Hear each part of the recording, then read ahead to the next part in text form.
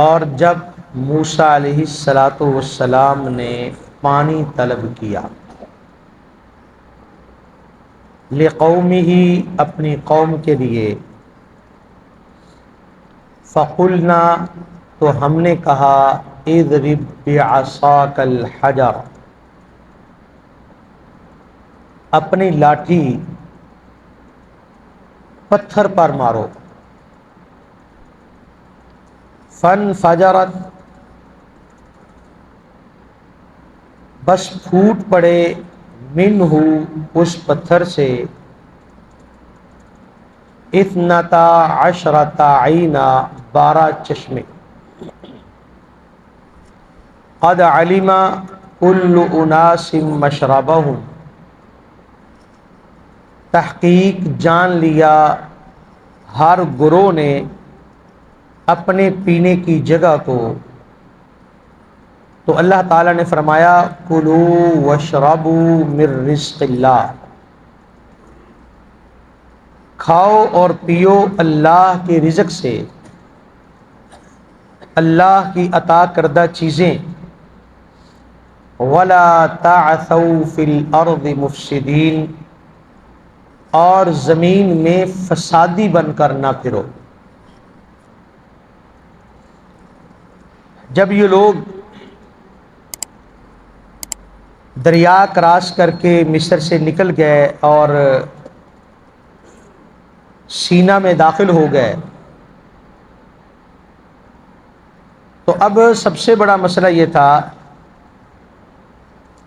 پانی کا اور خوراک کا۔ تو خوراک اللہ تعالیٰ نے من و سلوہ عطا فرما دیا، اور پانی کا انتظام یہ کیا کہ موسیٰ علیہ السلام کو فرمایا کہ پتھر پر اپنی لاٹھی مارو۔ جب موسیٰ علیہ السلام نے پتھر پر لاٹھی ماری تو اس پتھر سے 12 چشمے نکل آئے۔ بعض علماء نے لکھا ہے کہ یہ ایک ہی پتھر تھا، اس پر لاٹھی ماری تو اس پر سے 12 چشمے نکل آئے۔ تو ممکن ہے وہ پتھر ان کے ساتھ چلتا ہو، اور بعض علماء نے کہا کہ یہ ضروری نہیں ہے کہ جہاں پر بھی وہ جاتے تھے کسی بھی پتھر پر حضرت موسیٰ علیہ السلام لاٹھی مارتے تھے تو اس سے چشمے پھوٹ پڑتے تھے۔ پانی اللہ کی نعمتوں میں سے بڑی نعمت ہے جس کے بغیر انسان گزارا نہیں کر سکتا۔ تو جب بھی پانی کی ضرورت پڑتی ہے اللہ تعالیٰ اس کا کوئی نہ کوئی انتظام کر دیتا ہے۔ حضرت اسماعیل علیہ السلام کی والدہ کو پانی کی ضرورت پڑی تو جبریل علیہ السلام نے آ کر پر مارا، اور مکہ کی چٹیل زمین، پتھریلی زمین جہاں پر کہیں پانی نہیں ہے، وہاں سے پانی کا چشمہ نکلا، اور آج تک وہ جاری و ساری ہے، پوری دنیا اس سے مستفید ہو رہی ہے۔ بلکہ اس کے بارے میں رسول اللہ صلی اللہ علیہ وسلم نے فرمایا کہ اللہ رحم فرمائے اس اسماعیل پر، اگر وہ زمزم نہ کہتی کہ رک جا ٹھہر جا، تو یہ ابلتا ہوا چشمہ ہوتا۔ اب تو کنواں ہے نا، کنواں نما ہے، تو فرمایا یہ ابلتا ہوا چشمہ ہوتا اور ساری دنیا اس سے مستفید ہوتی۔ انسان بڑے چھوٹے دل کا ہے، کوئی چیز مل جائے کہتا پھر اب کسی کو نہیں ملنی چاہیے، میری ملکیت ہو۔ تو جب بنی اسرائیل کو ضرورت پڑی تو اللہ تعالیٰ نے موسیٰ علیہ السلام کو فرمایا کہ پتھر پر لاٹھی مارو، اس سے چشمے نکل آئے۔ کتنی احادیث ہے رسول اللہ صلی اللہ علیہ وسلم کے بارے میں کہ جب صحابہ اکرام کو پانی کی ضرورت پڑی تو نبی صلی اللہ علیہ وسلم کی انگلیوں سے پانی جاری ہو گیا۔ نبی صلی اللہ علیہ وسلم نے کنویں میں لعاب ڈالا تو کنواں پانی سے بھر گیا. اور اس طرح کے ایک واقعہ نہیں ہے، اس طرح کے 20 واقعات ہیں نبی صلی اللہ علیہ وسلم کی زندگی. اس لیے کہ عرب میں پانی کی بڑی قلت تھی، تو بنی اسرائیل کو جب ضرورت پڑی تو اللہ تعالیٰ نے پتھر سے 12 چشمے جاری کر دیے. اس لیے کہ ان کے 12 قبیلے تھے اور آپس میں اتفاق و اتحاد بھی ایسا ہی تھا جیسے ہمارا ہے. تو اس لیے اللہ تعالیٰ نے الگ الگ قبیلے کے لیے الگ الگ چشمہ جاری کر دیا. فرمایا قد علم کل اناس مشربہم، تو ہر قبیلے کو بتا دیا کہ تمہارا یہ چشمہ ہے، تمہارا یہ چشمہ ہے، تمہارا یہ چشمہ ہے. تو پانی کا انتظام بھی کر دیا، کھانے کا انتظام بھی کر دیا. فرمایا کلوا واشربوا من رزق اللہ. تو رزق کا معنی ہوتا ہے عطا کرنا، رزق کا معنی کھانا نہیں ہوتا، رزق کا معنی عطا کرنا ہوتا ہے. تو فرمایا کہ اللہ نے جو کچھ آپ کو عطا کیا ہے، پانی عطا کر دیا ہے، من عطا کر دیا ہے، سلوہ عطا کر دیا ہے، اس میں سے کھاؤ.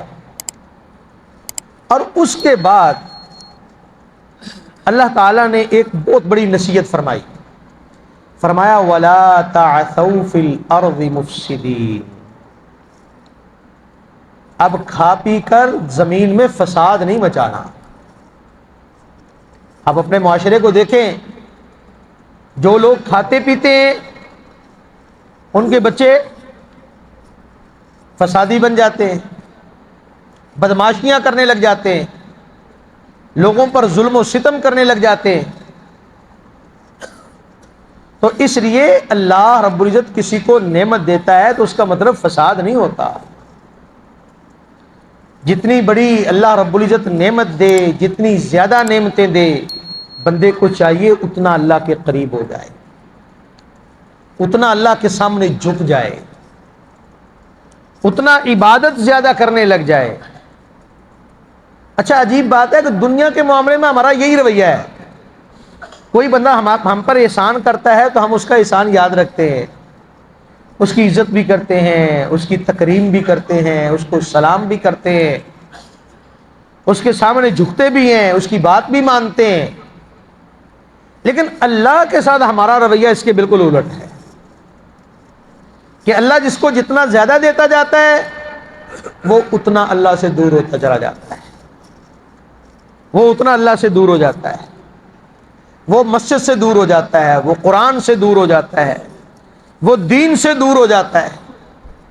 اب دیکھیں معاشرے میں کہ جس کو اللہ نے جتنا دیا ہے اتنا اس کے پاس ٹائم ہی نہیں ہے نماز پڑھنے کے لیے، اس کے پاس ٹائم ہی نہیں ہے قرآن پڑھنے کے لیے، اس کا دین سے کوئی تعلق ہی نہیں ہوگا الا ماشاء اللہ. تو اس لیے فرمایا وَلَا تَعْثَوْا فِي الْأَرْضِ مُفْسِدِينَ، زمین میں فساد نہ پھیلانا. تو یہ نصیحت ہمارے لیے بھی ہے، اس لیے کہ اللہ تعالیٰ جب چاہے جس کو چاہے جتنا چاہے عطا کر دے اور جس سے جب چاہے جو چاہے چھین دے. اور وہ پتی سے لوگ غریب بن جاتے ہیں اور منٹوں لگتے ہیں، منٹوں لگتے ہیں. میں پرسوں ہی پڑھ رہا تھا، دنیا کی سب سے بڑی فیشن ڈیزائنر عورت، اس کو کینسر ہو گیا. تو اس نے لکھا کہ میرے پاس اپنے جہاز ہیں لیکن میری حالت یہ ہے کہ میں ہسپتالوں کی چیئر پر سفر کرتی ہوں، کبھی اس ہسپتال میں، کبھی اس ہسپتال میں، کبھی اس وارڈ میں، کبھی اس وارڈ میں.